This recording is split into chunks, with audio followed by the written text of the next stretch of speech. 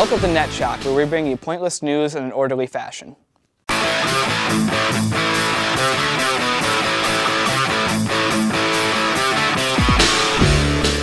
Hey, and welcome back to another week of Search Buzz. Now, I'm sure there are a lot of you out there watching NetShock right now that understand the feeling of getting sick of your significant other playing too many video games. But would you kill him or her over it? Apparently one man would. 62-year-old Malcolm Palmer decided to kill his partner and mother of three, Carol Canham, after she became addicted to playing Grand Theft Auto on the PlayStation 2 the couple had purchased for one of their sons.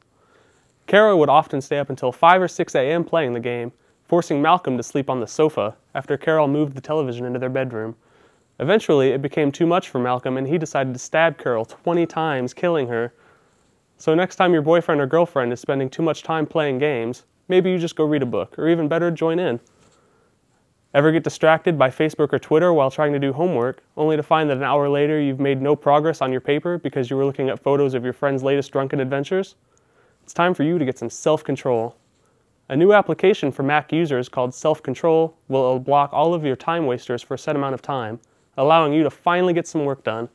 The app has a blacklist that blocks any websites and even email servers that you tell it to.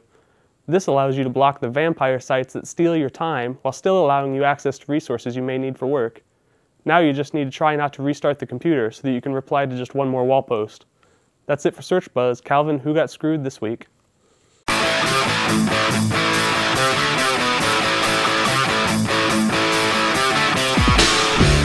The economy has been a little rough on everybody during this time of recession.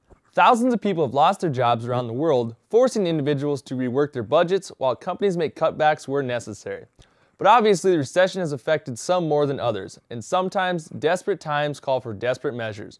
Well, for this segment of You Got Screwed, we jump across the pond to Paris, France. For the third time this month, disgruntled workers at the Caterpillar factory have blockaded their managers in their offices to demand negotiations before facing cutbacks. Well, the latest incident occurred Tuesday morning as executives proposed cutting 700 jobs. Workers blocked a total of 5 executives in the Caterpillar building. But late in the evening, the workers did release the human resource director, Mr. Pettit, because of his heart condition. Police eventually came to resolve the situation as another 200 protesters stood outside the factory. Other hostage situations have occurred at the French 3M factory for a 24-hour standoff, and another at Sony France, where the boss was held overnight before workers freed him after he agreed to reopen talks on compensation when the factory closed. So to sum all this chaos up, France is getting screwed by strikers.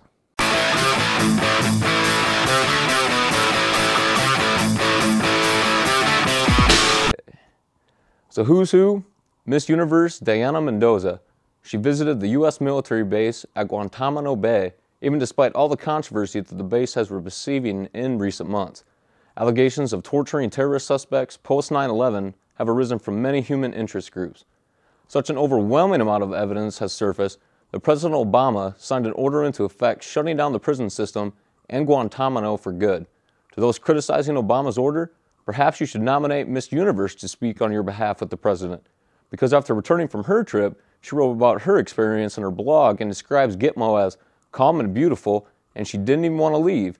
But since then, her statement has been retracted from the Miss Universe website. So Miss Universe, a little advice from NetShock: don't think too hard, your pretty little head might just explode. Daniel Mendoza, who cares?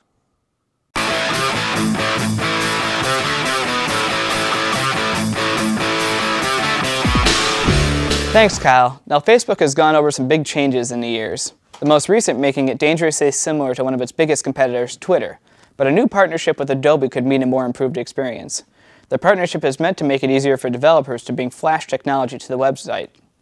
It will promote the idea of integrating Flash with Facebook. Facebook's senior platform manager, Josh Ellman, said that there just weren't a lot of great tools that officially help developers put these platforms together.